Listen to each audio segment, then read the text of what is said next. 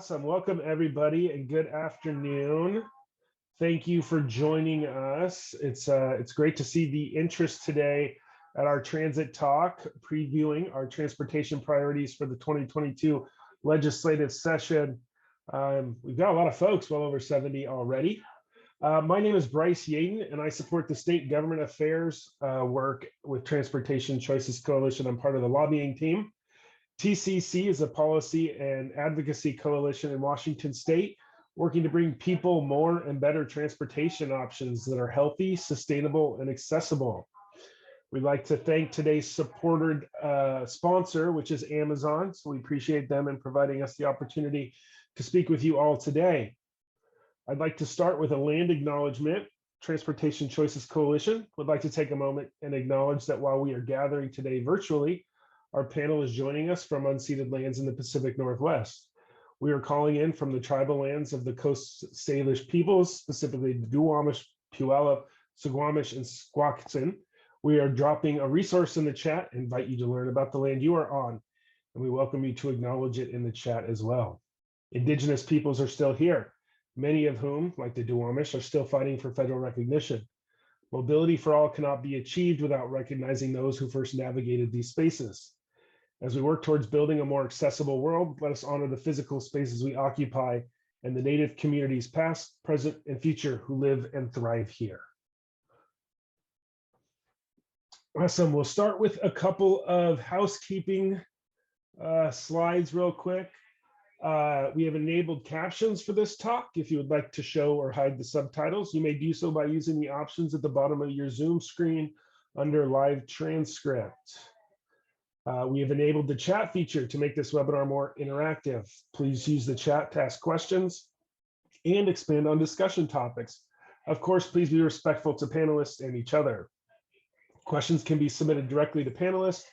We will have staff sorting through all questions, and we will answer as many as we can get throughout the discussion. The whole talk will be recorded, and a link will be emailed to you once it is available.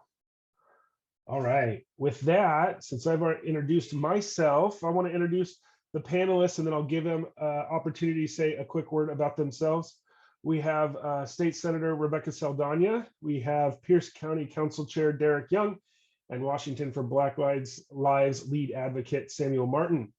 I'll start off with Senator Saldana, and then we'll go to Derek and then Samuel.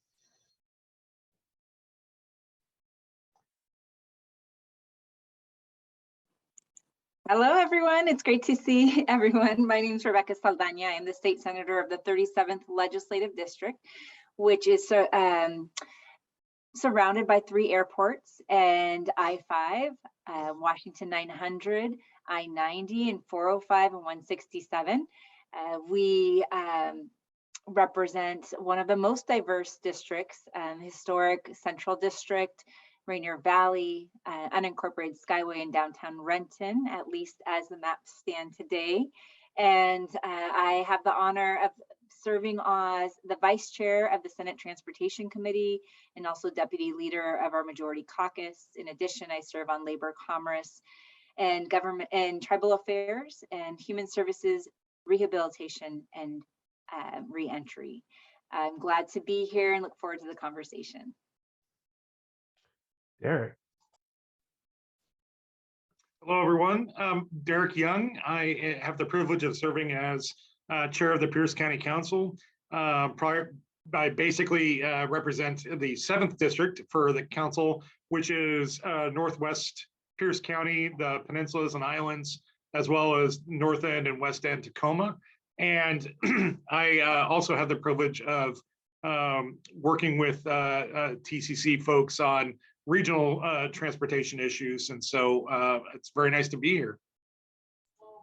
Samuel. Thank you so much. Yes, Samuel Martin, and working as the lead advocate and statewide coordinator for Washington for Black Lives. We work as a part of the Washington Community Alliance as one of their coalitions to be able to bring together organizations led by Black individuals who have a vested interest in improving the communities of improving Black and Brown communities. We work on a variety of different initiatives and represent, viewpoints from all across the state. Thank you. Awesome. Well, thank you everybody for your introductions, and we're going to jump right into it here. Just some background. The Washington State Legislature convenes on January 10th. So just about a month away, and advocates across the state, such as CCC and others, want to see a comprehensive transportation package that centers equity. We know that the legislature wasn't able to move across the line last year with a transportation package, but we are, as we all know, facing major needs to upgrading in our transportation system. We want to see the state invest in and enact transformative, equitable change in our transportation systems that safely and sustainably connect people to their jobs, homes, and neighboring communities. You can support these priorities by joining Transportation Choices Coalition at the Environmental Priorities Coalition Lobby Day from January 26th to 28th. More information will be available soon, and we'll make sure to get that out to everybody. So let's start off by talking what we want to accomplish this year and what our main transportation priorities are. I'm going to kick it off for TCCs. I kind of mentioned some of ours, which is enacting a transformative transportation package. But some of that looks like ensuring all communities have usable, equitable transit access. And we think this can be helped by establishing and ensuring a statewide baseline level of transit service. We think that we have a lot of differences in how transit agencies are funded. Majority of it is through local taxes. We think it's time that the state step up and help support that through operating dollars. We want to see our transportation funding modernized and a flexible, equitable road usage charge brought forward. We also want to increase racial equity by eliminating jaywalking laws statewide.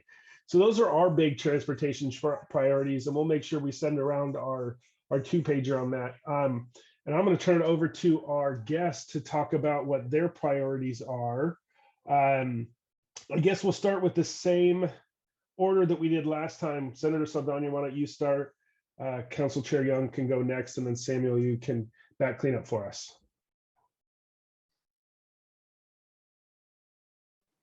All right.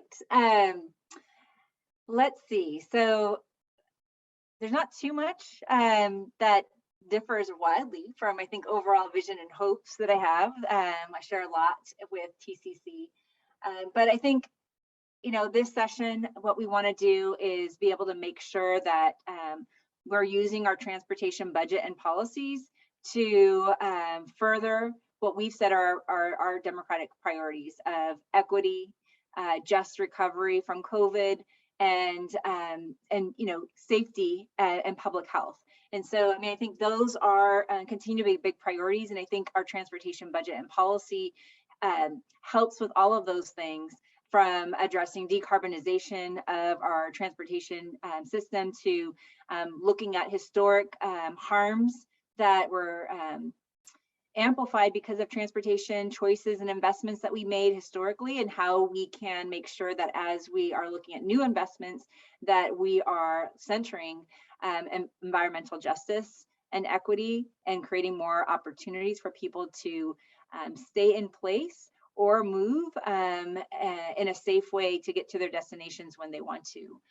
So in terms of little bills that I'm moving, it's really about making sure that we're thinking about public safety, and that this is a profession that lots of different professionals have to play a role in.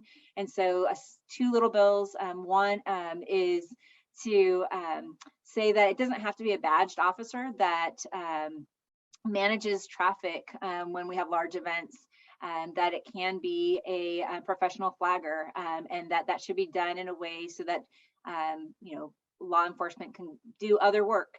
And the other one is around law enforcement of making sure that our crosswalks are clear, and that we can actually have functional bus rapid transit. And so that is something that we passed before the pandemic, but needs some extensions to be able to make it actually work, and so that we can get data from it to figure out how it can be part of our solutions of traffic management and improving safety for pedestrians, rollers, and drivers. So obviously the big thing is making sure that we get transportation investments. The feds have acted. It's our turn to do our part. We have the climate commitment dollars of 5.2 that need to be properly allocated to advance our goals. And then we have critical infrastructure investments that we need to meet: preservation and maintenance, our ferries, updating the workforce and to just in our ferries, and also making sure that we have climate resiliency built into our bridges. There's quite a few of them that need special attention. And so those would be kind of my top priorities for this session. Great, thank you. I always like good little bills. Those are the best ones we can have. Councilmember Young, go ahead. Thank you. And Senator, it's good to hear all the hard work you're doing. I would say from Pierce County's perspective, the thing that we're hoping to get to, and I don't know if it's this session or next, but I think the part of the reason we were invited is because we have a real equity problem in our region related to the way we pay for transit in this state. I've been in local government since the late 90s. I'm wrapping up my career. So I've watched this entire arc of the history of this and how it all happened. And basically the original sin goes back to the response to Initiative 695. Some of you are probably too young to even remember what that was, but it was the first Tim Eyman license tab initiative. And it basically eliminated the state's share of transit funding for the local level. And why that's really important is that if you look at how we pay for lots of different things, the state has responded to this by essentially localizing lots of basic services. So for example, transit, mental health, housing. The reason that's important is it means you only get to provide the services the amount you can raise locally. So this doesn't just pop up for Pierce Transit Services, it's even within our regional transit system. So despite the fact that Sound Transit serves all 3 counties, what people don't realize is it's divided into sub areas. And in fact, in state law, it's described as sub area equity, which is perversely named since it actually ensures the exact opposite. It means that Pierce County can only raise the money that it raises locally. And so that's why our system looks so different between each part of the region. If you think in terms of like progressive minded, how would we want to approach any system? Would you say that the services that we provide should be based on the wealth of the community? I think most of us would say, no, that's absurd. But in fact, that is how it works in our system. So we've had trouble passing, missed the last vote by 700 votes. And the other portion is, even if we were passing those local measures, we can only raise about 60% of what King County can. And that's just a basic wealth disparity. So when we provide our services, you will see that our span, meaning the hours of service, are shorter. The frequency is much, much reduced. And the basic robustness of the network isn't as strong. And so we're providing services to people who need it most, and yet are getting the least out of the system. So how do we fix that? Basically, it's with operating revenue straight from the state to provide a basic level of service statewide to every transit agency. That means we would all be able to depend on a basic level of service. We would also improve the number of people, increase the number of people who are able to choose transit. Because right now I've got too many routes that are on hour headways, and that you're simply not going to get more people moving into public transportation. So from my perspective, that's what the most important thing we could do to meet our climate goals, to improve equity, and really just transform our system into one where people are choosing transit first. Awesome. Great to hear that, Councilmember Derek. Councilmember Young. Samuel, you want to go ahead now? Thanks for waiting.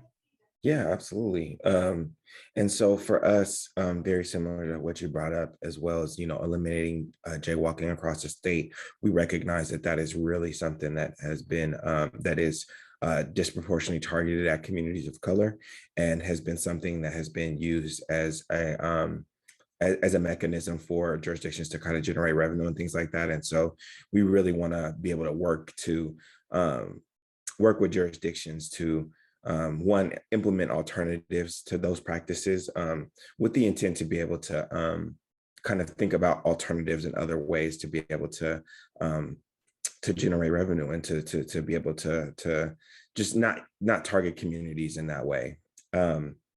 Another big piece for us is building on Senator Nguyen last session introduced Senate Bill 5485, which is focused on prohibiting traffic stops for certain traffic violations.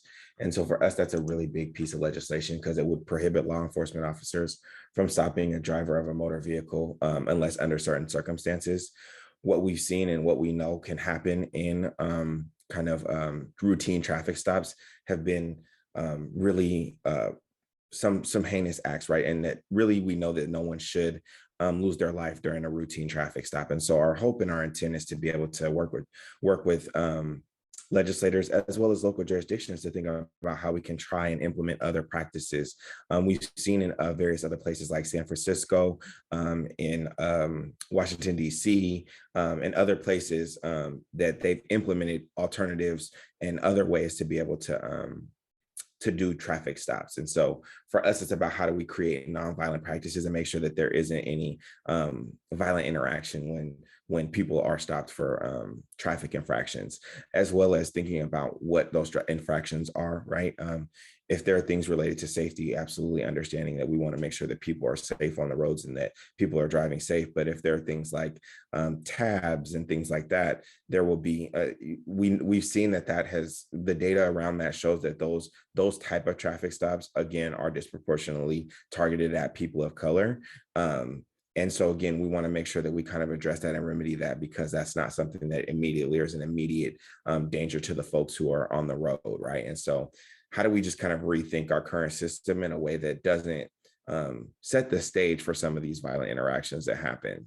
And that we know, like similar to Senator Saldana's point, right, that there are other things that our officers can be doing and other areas of focus that they can be paying attention to, right? And so can we really kind of clean this up and make sure that these folks are having those type of interactions? So those are some really big priorities for us, as well as ensuring that we also promote climate justice and making sure that, Black and Brown communities are not unfairly targeted or unfair recipients of traditional kind of transportation law, right? We recognize that our communities are oftentimes the ones that are the recipients of some of the more extreme climate damage when we think about some of the heat waves this summer and stuff like that, and how those adversely impacted communities of color. Those are direct reflections of how we've done policy in the past. And so we want to make sure that our communities are not the ones who kind of are on the back end of, or the ones who suffer from traditional policymaking. Awesome. Thank you. Thanks everybody for sharing their big priorities for this year. I know we've got a lot more work to do and we're just gearing up for it. Why don't we, our next question is, I know the recently enacted Infrastructure Investment and Jobs Act is fresh on everybody's mind. It is on mine, and I look into it often enough. Senator Saldana, can you quickly discuss how this might impact transportation priorities in 2022? I've seen some of the information, but I'm curious if you might be able to expand on some of that. Sure, thank you. Sorry, I have like too many screens up, and so it's a little distracting, but let me find my right notes. And so you're asking about the federal package that just came through? Yeah, and how is it going to impact maybe what we're doing at the state and local level? I mean, basically, I think the big part and the big takeaway is that while it looks really large, when it comes down, like a lot of that is already kind of pre-programmed and right in kind of the base budget that we kind of depend upon, and that's around 8.6 that comes through in terms of real new revenues that could add. We're looking at more about, I think, around 1 to 1.3 billion. And so over, if we imagine that, this is for 6 years or 5 years, and then most likely they would renew. So we can think about maybe over a 16-year period, that'd be about 3 billion of new capacity.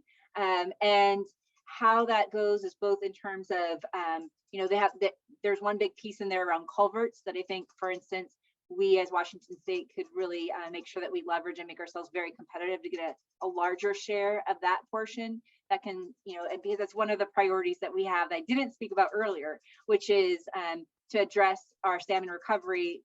Transportation has an obligation to address historic culverts impact on water flow. And then in addition to the ones that we're mandated to address, every time we do a project, we discover new culverts. And the same is both for us at state level, but also our local partners, the counties and the cities that don't have any direct streamline of revenues to address those culverts. So that'd be one piece, is just kind of, it can help us free up other monies or supplant a little bit of that obligation that we have, so that we can put more to preservation and maintenance. The other piece is that there is usually a number around what percentage goes to the state versus our local partners, and through your MPOs. So our regional one is Puget Sound Regional Council, and then going out to counties and cities. That number is still undecided. We plan to probably discuss it robustly during the legislative process, and the governor in Washington State has a historic process where he'll convene folks, but that'll most likely happen after session in terms of getting a better sense of how much would come to direct appropriations to the region versus that we would be able to keep at the state level, and then parse out to, one thing that Derek was saying is that sometimes at the state level we can do more equitable, or at least assignments geographically that maybe does benefit some folks that have a harder time competing at the local level. So I think those are the big things that it does. I think the other piece is it demonstrates to us kind of the things I think that we want to see, which is prioritizing connecting communities, prioritizing equity and workforce development as part of how we grow economic opportunity through our transportation investments. But so it does help to leverage but over time it's probably about 1.3 to 3 billion in new revenues over that time period. That's great. Looks like as you mentioned, we still have work to do at the local level, but it's a start, and it looks like we might be able to leverage those as we take action at the state level. I know we've touched on this a little bit. Thank you to Samuel and Senator Saldana, as well as Chair Young, but meaningful transportation reform must be included as a focus on equity and justice for BIPOC communities who have been historically harmed by many transportation policies. Starting with Sam and then moving around, what specific policy studies or investments do you want to see this year that could help progress us towards seeing true equity in transportation? I know you shared a couple, Samuel. Can you build on some of those? Do you have other ones that you're thinking about as you move through the process? Yeah, absolutely. And so there have already been some investments from our state legislators in alternatives to policing on the local level. And so we'd love to see continued support and continued efforts building upon that as in regards to implementation, as well as new resources to be able to encourage folks to implement these practices. There were some kind of significant pieces of accountability legislation that passed in this past session, and I think directly tie into kind of what we've talked about in regards to like routine traffic stops and jaywalking and things like that. And so are folks who experience these things and experience misconduct able to kind of go through the mechanisms that we've attempted to set up to be able to hold folks accountable. And so I think that we really want folks to continue to support that work and want to make sure that we're being aware of how we're continuing to implement these practices more intentionally. And then another piece around just data collection, one of the things that we've supported or helped to support at Washington for Black Lives is there's been a data collection piece around police, kind of just like police interactions and things like that. And so that's the police scorecard. And so that has a lot of really robust data around policing in our state, and it's just the kind of beginning of this kind of more robust tool, and it's being developed across the nation. But you can, as you can see there through that link, there's some really pertinent data on the state level, and so being able to help to build upon that, and if there's interest, to be able to kind of continue to invest in the data gathering and the data collection piece, so that we have the data and the tools to be able to say, here's what our communities have experienced, similar to the point around like having really robust data around jaywalking and all these other things. And so I think for us is being able to build data and implement the things that we've just done, and then continuing to build off that because we know the work isn't done. Awesome, thanks. Council Chair Young, I know you talked a lot about transit service, but other potential transportation policies or investments you'd like to see move forward to address some of these harms? Yeah, before I get into that, I did want to touch on something that Sam said that does need expansion and awareness, especially amongst our legislators, because this really has to be done at the state level, is the data gaps are significant. We started looking at it at the local level, and I was surprised, how poor it was. But then looking at the state level analysis as part of the Sentencing Reform Task Force, realizing there were many times when along the way when the answer back to us from our kind of academic folks was we don't know, and that's going to be a problem going forward. So being able to close those gaps would be huge in terms of ensuring greater equity and reducing the amount of negative police outcomes.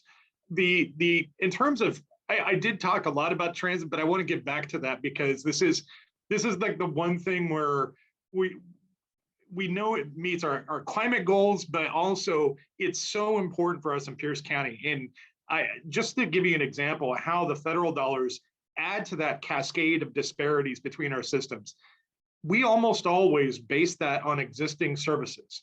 So remember what I was talking about before, by localizing services that are provided today, that means we create one disparity, and then we add to it every time we get federal funds through the regional council or even the state to a degree. We see those again be based on earned share transportation measurements, which is basically what are you doing currently. So when the regional council distributed the last 2 rounds, or I guess 3 rounds now, of federal funds that came after post-pandemic, we received like a disproportionately tiny percentage of our population in terms of percentage replacement for revenue. How that matters is, I mentioned earlier, my route that I used to typically ride, I had to stop riding the bus because it was 1 hour headways that were then canceled almost every day in the morning and afternoon because we were running low on staffing levels and we were having trouble keeping up with the demands put on our services. So we also saw the restoration of demand for services because most of our folks in Pierce County are working service-related jobs and we're back at work right away. The long commuters that are heading up to tech jobs in Seattle and Bellevue, they haven't gone back to those services. And so for me, I need to provide services to the people who need it the most and for who it matters most. I think it's a real crisis in our state. And it's also creating, a difference in confidence.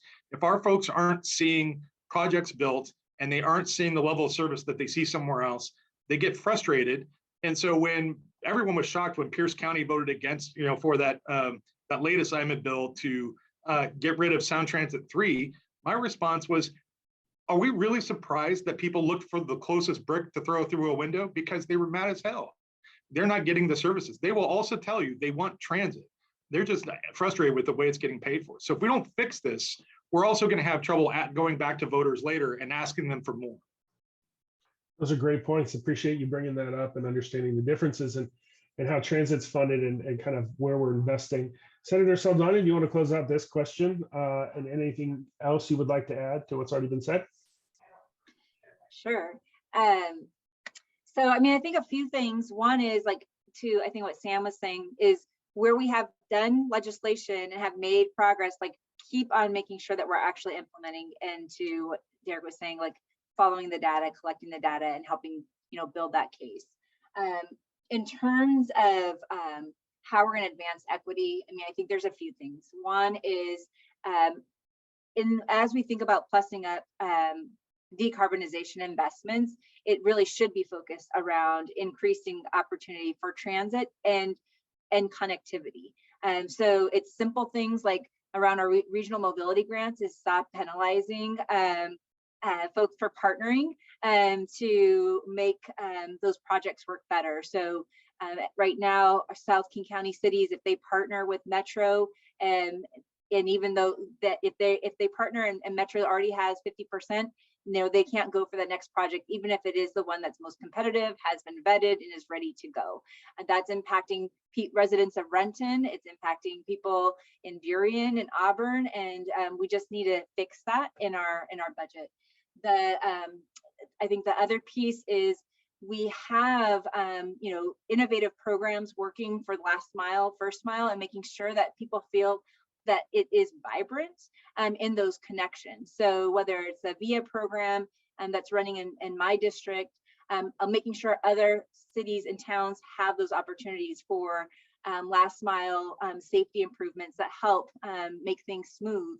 I think the other piece is getting people vaccinated and getting people back on the bus, because light rail and safety has become a big issue in my district and other places where it's not being used by everyone. And so it's being further stigmatized as opposed to being something that is, building opportunities for anyone to travel on. And so I think it's really important that all of our transit agencies across the state focus on who are their true riders, who are their full-time riders, and really making in ways that we can support our transit agencies to improve service for our all-time users, folks that is really important. But I think also it's like making sure that we are getting people back and to recognize that riding public transit is a safe option. It's the safest option for many folks.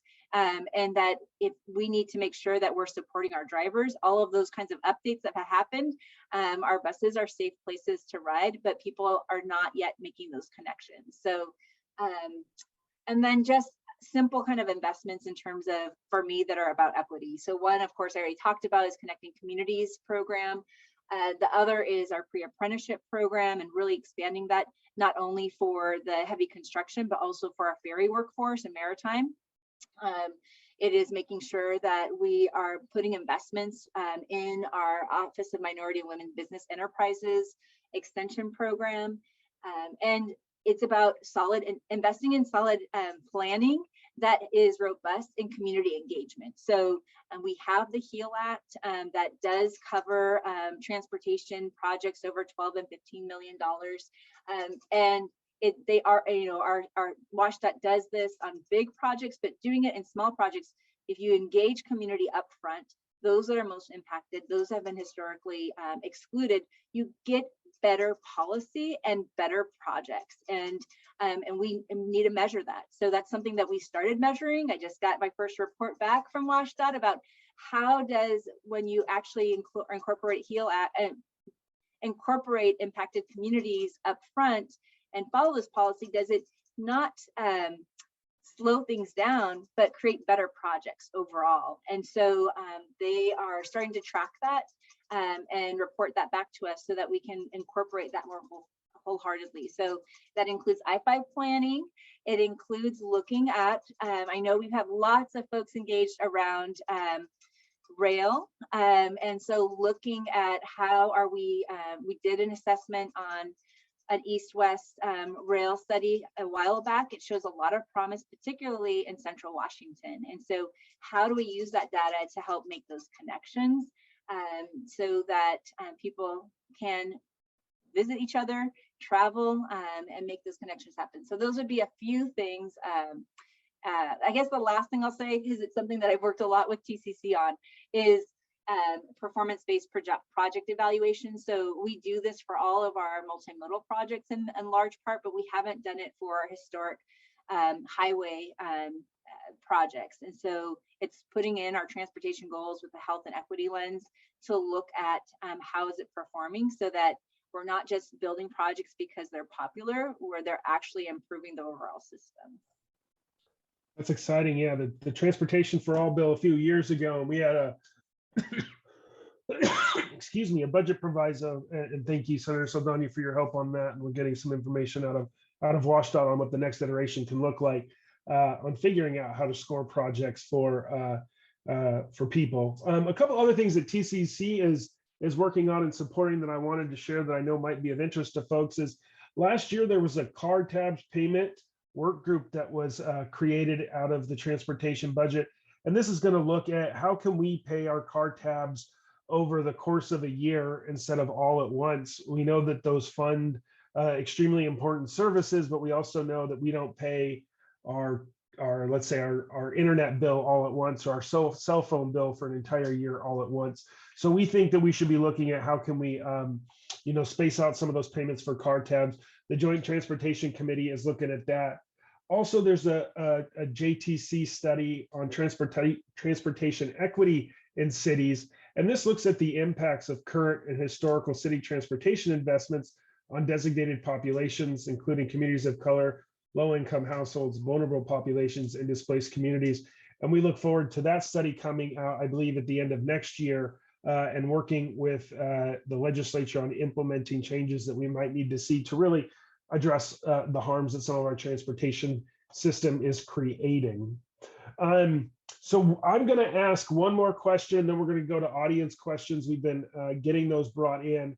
We're going to maybe take a short divergence from transportation for a few minutes, but it would be great to hear what other priorities you all are working on for 2022 at the local or state level, and what you want to see and how can people get involved with those. So I'll start with Council Chair Young, because he hasn't gone first yet, and I'll let him go first for the first time. Thanks, and I apologize. You cut out there for the last part of your question, so I didn't hear the whole thing. Oh, it's just sorry, no. What are your priorities for 2022, and how might people get involved to support those or other things in regards to those policies? Oh yeah, I guess I would add one thing that I think is a little bit off everyone's radar, but I think local leaders in particular need to be thinking about, but could be supported at the state level. And that's the relatively cheap climate solution that we have that's kind of took, I think, most of us by surprise during COVID. And that's the movement towards e-bikes. That really changes the way people can bike to stuff. I would have never considered biking to work or the store before having one, because quite frankly, my community, and like a lot of Western Washington, is built on Park Goat Hill. And so even the protected trails that we've got, I'm going to be pretty sweaty when I get there. Plus I'm a bigger guy. But that the number of people going to that says, like, we want more protected trails and more protected infrastructure, especially in the larger cities where it gets a little dicey to be riding on the road. And so we can support that. And it's a relatively cheap way of getting a lot more people out of their cars, especially for that critical within 3 mile trip. So that's one thing. In terms of getting involved, I would not to make a pitch for our host here, but organizations like TCC are a great pathway to getting engaged with the legislature. One, you'll get good information from them on when things are coming up, but two, they're great at organizing. And that's like the biggest things you need. I've been working in and around Olympia for a lot of time, but never within it as like the senator. And so usually that's with an organization that's getting us together. So if this is your passion, I would strongly encourage getting engaged with TCC or any number of the other organizations that are advocating out there, Cascade Bicycle Club, so on and so forth. Awesome, thank you. And Climate Solutions, I should say. Thank you, appreciate it. Thanks for the nice words. Sam, do you have additional stuff that you're working on outside of transportation this year? Yeah, just a couple other things. Again, we're very invested in, a plethora of different policy areas. But just wanting to highlight one or two things, making sure, like, one of the big priorities for us is work around housing justice and making sure that folks are not, facing discriminatory practices in that regard. As well as making sure that we continue on building on some of the police accountability work. There's some language cleanup from some of the legislation this past session, and there's also some continued work to be done, like House Bill 1507, as well as Senate Bill 5134. So we're really hoping to just push forward some of that work. And again, on a local level, making sure that we're working with local jurisdictions across the state to really implement alternatives to routine traffic stops and really helping to be able to flesh that work out. So we're really excited about pushing some of that work forward on the local level, as well as pushing forward for some stuff on the state level as well. Awesome. Thanks. Senator Saldana, some of your other priorities. I know you tackle a lot at the state level and you've got some good stuff coming up.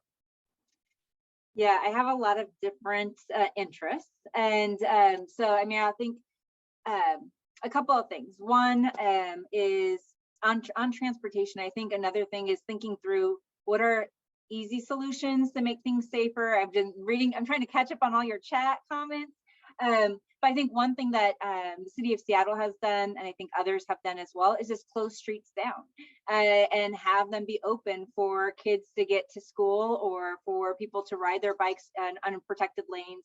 And so I do think there's ways that we can think about, you know, what's that thing, what's that easy thing that we can do, and how can the state help amplify some of that work. But on pieces of legislation, I mean, we did a lot around, like, we were not well before the pandemic on issues of race and equity and justice and inclusion. And it is still reigning in so many of our communities. And so it's making sure that we are thinking about our safety net and how we're updating it to meet the needs of workers and people of Washington today. So one is continuing to work on unemployment insurance program for undocumented individuals that were excluded from a lot of our federal programs and a lot of our state programs that are, many of them, essential workers. And so that will be a piece of legislation I keep on moving forward. Updating our workers' comp. So when you're permanently disabled, if you're a single person, you get less, when you're a single parent, you get less than someone that is married, and that in your housing and your rent and your transportation costs are not less. If anything, they're probably more as a single breadwinner. And so updating something like that, looking at, you know, our cannabis revenue and helping make it more transparent and accountable about where we spend that money right now, and how we can use it as a tool to help address historic harms within the war on drugs and on how we criminalize communities and across the state. And so creating a new grant program to begin to address equity more as a new source of revenue for that. And there's probably a lot more. I'm not going to go into all of them, but I mean, I think that I will just say, in terms of how to stay engaged, we are going to be still all remote for our committees. So if you didn't have a chance to come to one of our committees and testify, I highly recommend it. We had so many more folks engage, but also because it's really challenging to get time on legislators' calendars, because we are in committee meetings and in hearings, is to join organizations like Front and Centered, Transportation Coalition, and Bryce and I actually co-chair a caucus we call the Mobility Caucus, of trying to bring different stakeholders together that care about mobility, multimodal, decarbonization, so that we can do some sharing on priorities together, and make sure that we're using our hearing committee here as much as possible and helping kind of spread the work. So if you are interested in joining that caucus, it's one that includes mostly advocates, but I try to get others of my colleagues to join so that they can be part of our team of moving that work forward together. Awesome, thank you. There's a lot going on, and I know that there is a world of other policies that folks are working on that either touch or are related to transportation. We also know that transportation impacts just about every corner of our lives because that's how we get around. We have some time for audience questions, which is really exciting. I'm glad that we got so much information out, but we also are providing some time for the audience to provide some support. So I'm going to start. I think we have time for 2 or 3 at least. Let's start off with the first one. If folks have thoughts on updates and better utilization of our existing regional rail network for passenger rail in the next 8 to 9 years. We know that Amtrak runs. Senator Saldana, you kind of mentioned this also. And I guess, you know, this is for, that one's for everybody, but there's kind of a sub question for Senator Saldana, which is, given the substantial funding for intercity passenger rail in the IIJA, how do you think Washington State should invest in the Amtrak Cascades program in the next 5 years? Infrastructure and Jobs Act, that's what IIJA is, just for folks Thank you. Well, I mean, I think we need to look at, again, obviously, we had a big plan to increase frequency and of that before the horrible, horrible accident that occurred. And so all of that has been slowed down. But I do think it's important to make sure that the safety concerns were addressed and significantly, and then bringing that back to what we had as a shared priority before that happened. I think the other piece too is, there's this, so that intercity rail includes light rail, includes heavy rail, it includes new rail. And so I do think that it's a conversation for us to make sure that we're convening all the different folks that are interested in expanding rail as part of our solutions, along with bus rapid transit, to make sure that we're putting ourselves to be as highly competitive as possible.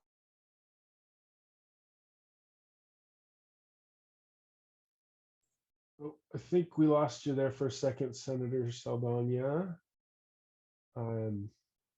We will make sure we circle back with other Because questions. I think the problem is what is the highest best value? Yeah. Did you keep going. You cut out for a half a second. Sorry. Okay, yeah, no, I just all of a sudden realized my internet is unstable. So, but I was saying is like there's competing interests for that particular heavy rail because we don't own it. We have to share it with the private companies, and they have not always been historically the best partners for us.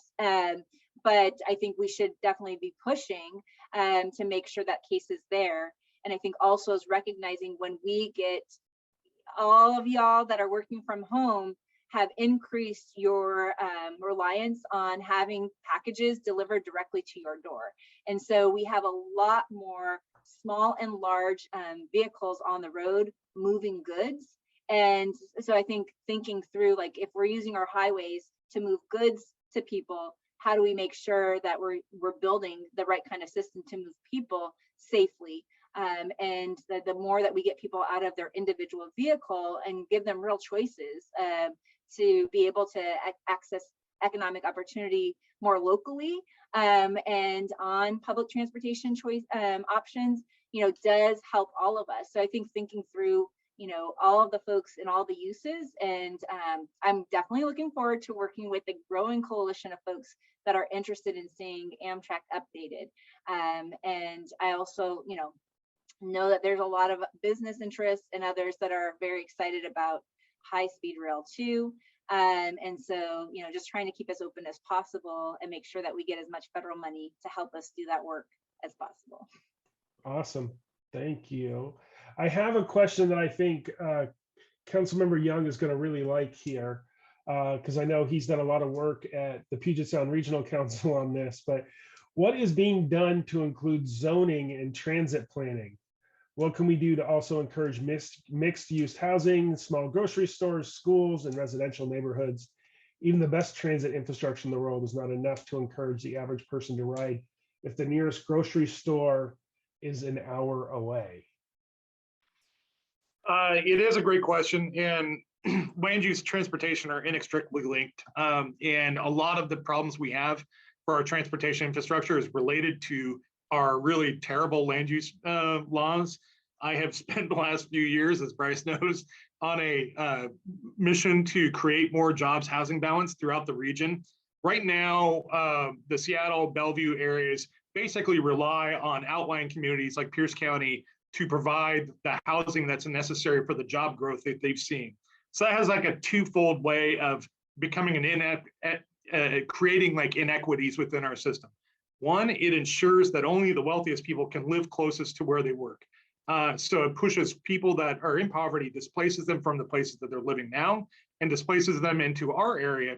And then the people that are at the very bottom of the income brackets that were in once very affordable units that you could get for the price of a disability check, they've now been displaced by those workers coming in. So we've added 100,000 people over the last decade in Pierce County, but not nearly that many jobs. And we actually came up with a jobs housing balance policy. What that requires is that each community plan for the enough housing that's required by the job growth they anticipate. And if you're not, then you may end up not without a valid comprehensive plan. Here's why that's important. If everyone's planning for the amount of job growth we need, we can provide much cheaper local transit solutions to meet our goals. If we push everyone out an hour away, 2 hours away, not only are they commuting long distances, but the cost of getting them to those places is dramatically increased. And if we continue to localize then all the transit funding, you can imagine what that means. It means we're building our very first BRT line, and we're very excited about it. It's going to be great, but it also costs less than the cost of one BRT intersection, highway intersection in Kirkland. It'll serve a few thousand people versus the tens of thousands of people that'll be served by ours. Now, how is that equitable? So we need people to conversely move very close to, lots of people to move close to each of the major BRT intersections, not intersections, stations. So in each case, the really high capacity ones, light rail, BRT, we need to be changing zoning within a 1.5 mile of those to have hundreds and hundreds of units, not a handful. And so in any cases, we should be requiring that. I saw just yesterday that the governor has released a plan to essentially require missing middle housing in major urban areas. And I think that's probably the step we need to go to next, because cities have just been too slow in many cases to respond. What also that does is pushes people to the outlying areas. So it makes my decision, do I want more homelessness or do I consider changing my urban growth boundary? I don't want to do the latter. We need to protect our rural areas, but at some point, I've got to start thinking about the health of my community. I've got thousands of people now living on the streets, and that's just not acceptable. So at some point, something's going to break, and I think it's going to take some pressure from our state colleagues.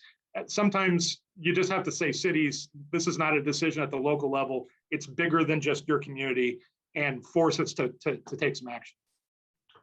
Awesome, thank you. I am going to plug one other bill here in regards to connecting zoning in transit, which is House Bill 1099, something that TCC has signed on to support. It adds climate as a goal to the Growth Management Act. In addition, it updates the level of service requirements and how local jurisdictions do both zoning and housing, reduce their greenhouse gas emissions and their vehicle miles traveled. So hopefully with the governor's bill and a comprehensive reform of some of our land use laws, we can see this kind of start solving ourselves. We've got a couple. I do want to just quickly say that we're going to get the counties association there to support it, and we've got one little change that needs to be made, and excited to help out with that. Awesome. And I guess my final question, and it's open up to everybody. Obviously, all these are open to everybody on this, but we've moved to a virtual environment. Before we were in Olympia, we have local city council meetings and whatnot. What are suggestions on how to ensure our most vulnerable stakeholders are included in the planning process and that their voices are heard? We know that some people don't have access to computers, know about public testimony, and yet some of those are the people we most need to plan for. Does anybody have any suggestions on how to best move that forward as we kind of grapple with in-person and as well as virtual environments? I have some thoughts about that. Yeah, absolutely. I think that there's a couple key pieces to that. I think that one, of course, being able to provide as many virtual opportunities as possible to be able to engage in the process. But I also think making sure that we adequately and appropriately prep and support people who are doing this work. I think that one thing that we kind of folks who are knee deep in policy kind of forget is that this is taxing stuff. And oftentimes folks who are bringing their lived expertise to the table are sharing vulnerable life experiences, and that, mental health matters in that regard. If you might be activated or if something might be activating you and mental health wise. And so one of the things that we really try to incorporate is making sure that we have adequate prep and adequate debrief time to be able to just incorporate and accommodate some of those things that that might arise as you move forward in doing this work. I think another key piece is making sure that we compensate people who are bringing their lived expertise to the table, because their voices, if we'll pay a professor, we need to be able to pay the people who are the people who are directly experiencing the policies that we're working to create and implement, right? And their voices have to be equally as valuable as some of the other traditional voices that we bring into the space.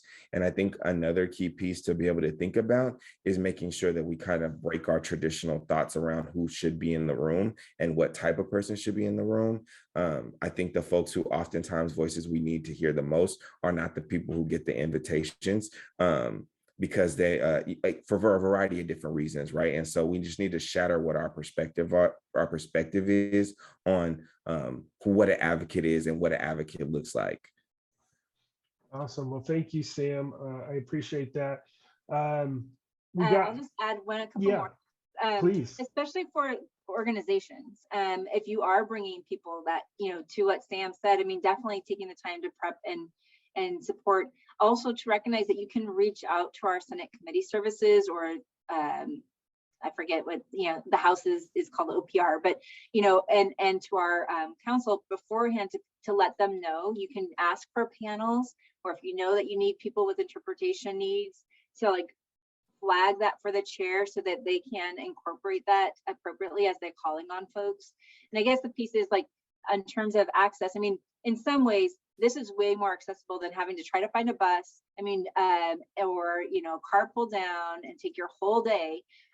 You can use a smartphone, and I think the other piece is for people that don't have any technology, don't have access to a phone. I do think that people are doing, our libraries are open again.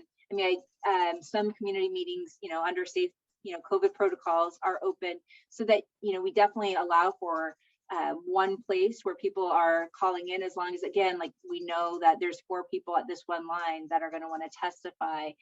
We can accommodate that, especially to make sure that we do that ahead of time. So those would be a few other suggestions. Awesome. Thanks. I appreciate it. Thanks, everybody, for joining us today. As we wrap up, I want to thank our panelists for all their great insight and support today. We're also opening up the chat, so feel free to leave any resources, comments, feedback, or future Transit Talk ideas as we close up. We will be sending out a recording of this a little bit later.